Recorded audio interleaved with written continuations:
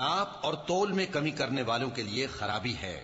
जो लोगों से नाप कर लें तो पूरा लें, और जब उनको नाप कर या तोल कर दें तो कम दें। क्या ये लोग ये नहीं ख्याल करते कि उठाए भी जाएंगे?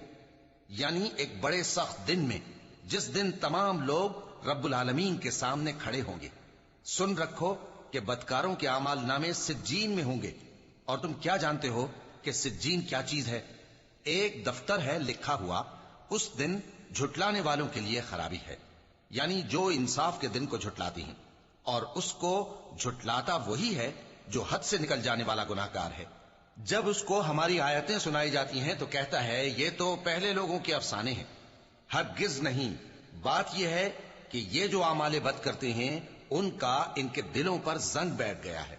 बेशक ये लोग उस रोज अपने परवरदिगार के दीदार से ओट में होंगे, फिर ये लोग यकीनन दोज़ख में जा दाखिल होंगे।